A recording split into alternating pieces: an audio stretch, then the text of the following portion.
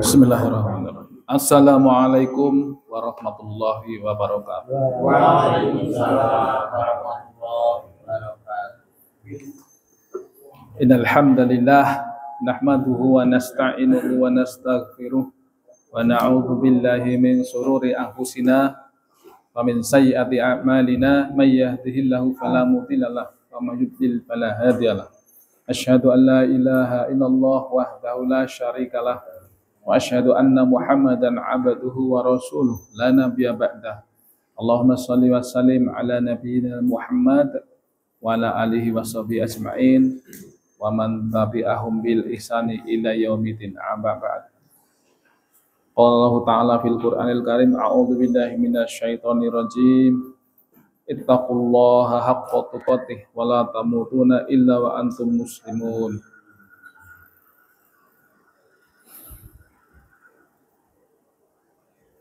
Wa fi, dan di ayat yang lain, wa yarzuquhu min haitsu la yahtasib wa may yatawakkal 'ala Allah fa huwa hasbuh innallaha balighu amrih qad ja'alallahu likulli syai'in qadir. Alhamdulillah, marilah kita senantiasa memanjatkan rasa syukur kita kepada Allah Subhanahu wa taala yang telah diberikan kepada kita oleh Allah Subhanahu wa taala nikmat yang luar biasa, sehingga pada malam hari ini kita bisa berjumpa dalam suasana yang berbahagia, yaitu di majelis tadarus yang dimuliakan Allah insyaallah.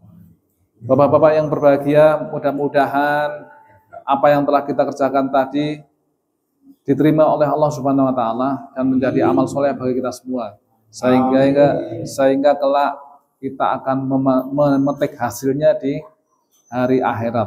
Amin Allahumma. Bapak-bapak yang berbahagia, mudah-mudahan kita kelak digolongkan termasuk umatnya Rasulullah SAW. Di sana kita bisa berjumpa dengan orang-orang soleh dan otomatis kehidupan kita akan baik. Dan marilah kita semuanya berharap supaya kita di sana mendapatkan yang kita inginkan itu. Oleh karena itu, teruslah kita berusaha untuk menjadi orang-orang yang baik, orang-orang yang senantiasa membaca, mempelajari Al-Quran, sampai kita bertemu dengan kepastian, yaitu mendapatkan ampunan dari Allah kelak. Selanjutnya, tak lupa semoga salawat dan salam senantiasa tercurah kepada baginda Rasulullah Muhammad sallallahu alaihi wasallam dan kepada keluarga beliau, sahabat-sahabat beliau, dan juga kepada orang-orang yang mengikuti beliau sampai akhir zaman. Bapak-bapak yang bahagia, sesungguhnya telah kita maklumi bahwa hidup ini adalah ujian, gitu.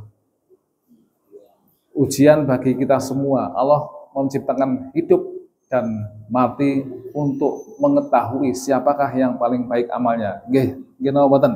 Nggih, di surat Al-Mulk nggih, sering banyak ustadz pembaca itu. Dan ujian ini akan berlanjut terus-menerus sampai kita bertemu dengan maut tentunya. Artinya memang di dunia ini adalah tempatnya ujian. Oleh karena itu, maka ya kita yang sedang diuji siapa? Nggih, kita ini, saya panjenengan yang sedang diuji. Maka kita pasti akan berusaha untuk lulus ujian, gitu mboten.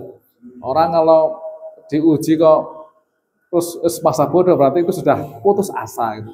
Maka bukan sifat kita, bukan karakter kamu sendiri itu berputus asa. Wala ta'asu mir rohillah, janganlah kamu berputus asa dari rahmat Allah. Oleh karena itu kita harus optimis. Apa yang buat kita bisa optimis adalah janji Allah. Di mana? Di ayatnya yang mulia, di firman-Nya Allah yang Allah sendiri yang menjanjikan kepada kita. Ini adalah jimat gitu, ibu-ibu. Ini adalah ajian yang luar biasa yang membuat kita tidak akan takut pada siapapun, pada apapun kecuali pada Allah. Maka Ini kalau dalam ilmu kanuragan ini aji yang luar biasa. Ini yang sudah saya bacakan tadi ini jadikan jimat pegangan gitu. Tadi saya bacakan artinya gitu. Dan dia memberi rezeki dari arah yang tidak disangka-sangka.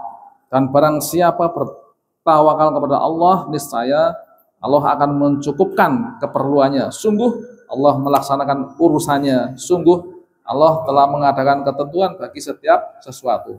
Menikah ini janji Allah itu. Memang ini adalah kitab yang luar biasa, yang di dalamnya tidak ada kebengkokan dan menjadi benar-benar menjadi mukjizat Rasulullah dan sangat bermanfaat. Sesungguhnya manusia itu terdiri dari jasad, fisik, dan roh, dan di dalamnya ada mental itu. Ketika seseorang mentalnya sudah rusak, jatuh, maka bisa dipastikan fisiknya juga akan sakit, tidak bisa melaksanakan tugas-tugasnya. Nah, inilah salah satu penopang kesehatan mental di ayat menikah. Jadi kalau kita bertawakal kepada Allah, Allah pasti akan memberikan jalan keluar dari masalah apapun. Nah, ini pegangan saya, ya. Saya kira juga pegangan semua orang Muslim terutama. Maka dengan ayat ini kita akan merenung-renung bahwa memang ya yang menjamin kehidupan itu ya Allah. Walaupun kehidupan ini sulit, misalnya ada bencana, ada ekonomi yang susah gitu. Tapi kalau kita bertawakal kepada Allah, yakinlah janji Allah, Allah akan memberikan rezeki yang tidak disangka-sangka datangnya itu. Bisa dari siapapun, bisa dari, ya pokoknya nggak disangka tiba-tiba ada saja jalan keluarnya itu. Itu harus kita yakini. Gitu.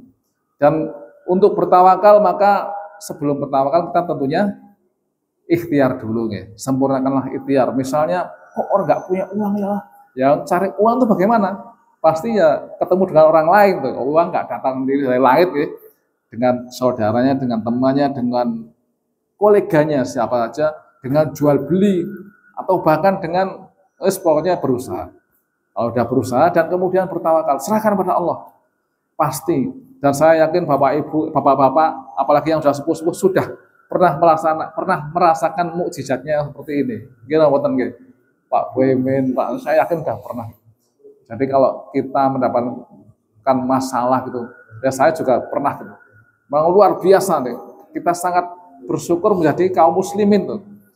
Saya merasa berbahagia, Bapak Ibu, Bapak-bapak gitu, pasti merasa berbahagia dan bangga. Oh, saya kira memang inilah ujian dan inilah indahnya kalau kita itu diceritakan ingat-ingat kita dapat masalah gitu. Kemudian ya wis jarene para ngalim nika nek dapat masalah ya mengadu karo sing gawe urip.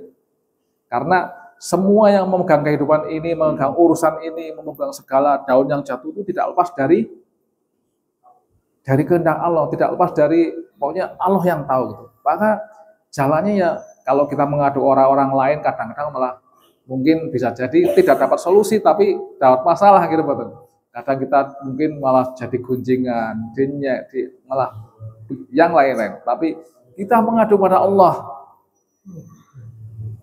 dan yakin dengan mengadu kepada Allah, kemudian berserah diri, bertawakal, setelah ikhtiar, pasrah gitu, hati menjadi tenang. Kemudian nggak tahu jalannya bagaimana, tiba-tiba kok ada saja gitu. Nah itu saya sudah merasakan dan saya yakin banyak yang sudah merasakan. Nah karena itu marilah kita senantiasa menjadikan tawakal ini menjadi jimat kita dalam mengarungi kehidupan. Dan contoh yang pernah terjadi di zaman Rasulullah, para sahabat itu adalah tadi yang dibaca di surat Al-Ahzab. Dikatakan tadi saya baca, laqad kana lakum fi rasulillahi uswatun hasanah. Kemudian ayat selanjutnya dibaca Pak Arawi, walamma ra'al mu'minunal ahzaba qalu hadza ma wa'adana Allahu wa rasuluhu wa sadaqallahu wa rasuluhu wa ma zadahum illa imanan wa taslima. Dan ketika orang-orang mukmin melihat golongan-golongan yang bersekutu itu, mereka berkata, inilah yang dijanjikan Allah dan Rasulnya kepada kita. Dan benarlah Allah dan Rasulnya, dan yang demikian itu menambah keimanan dan keislaman. Bapak-bapak yang berbahagia, surat ini surat Al-Ahzab. Ini mengisahkan tentang sebelum penaklukan Mekah, kaum musyrikin berkumpul untuk menyerang orang-orang di Madinah. Mereka berkumpul luar biasa, yang jumlahnya berkali-kali lipat dari kaum muslimin.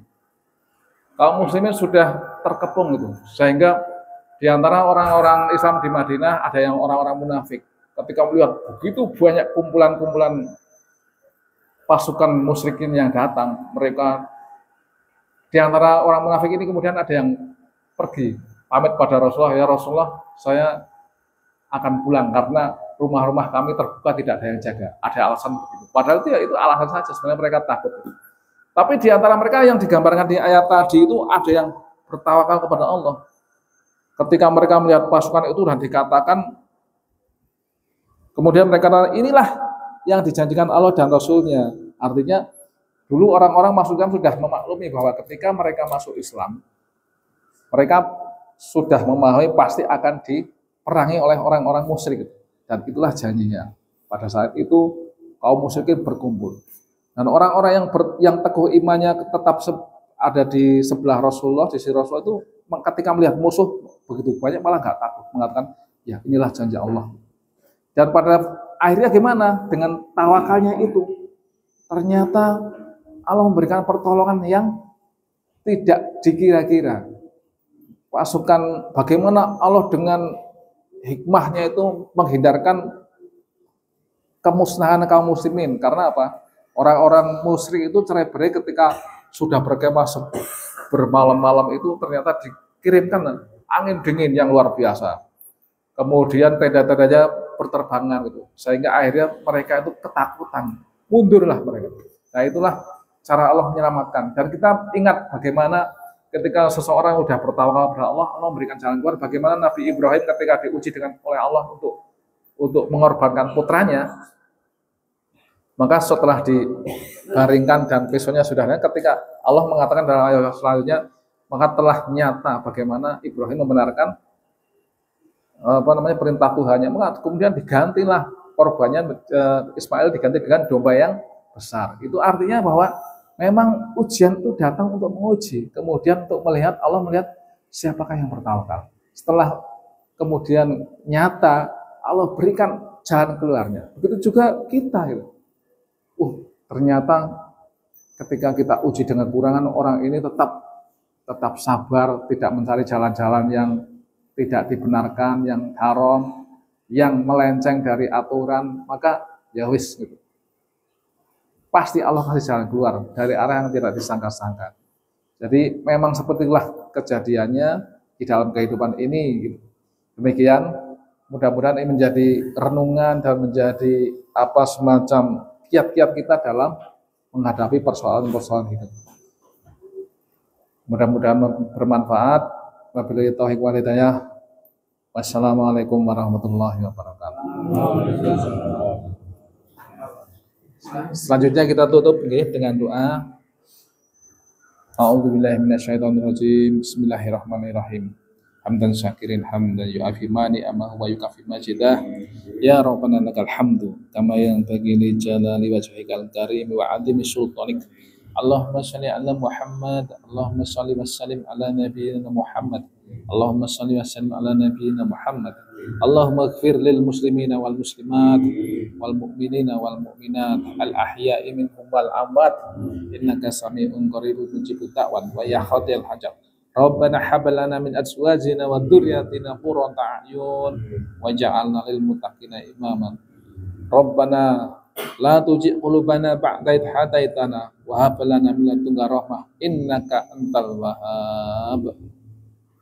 Allahumma ansuril ikhwanal muslimin wal mujahidin wal mustad'afin fi Gaza wa fi kulli makan. Rabbana atina fid dunya hasanah wa fil akhirati hasanah wa qina adzabannar. Subhana rabbika rabbil izzati amma yasifun. Wassalamun alal mursalin walhamdulillahi rabbil alamin.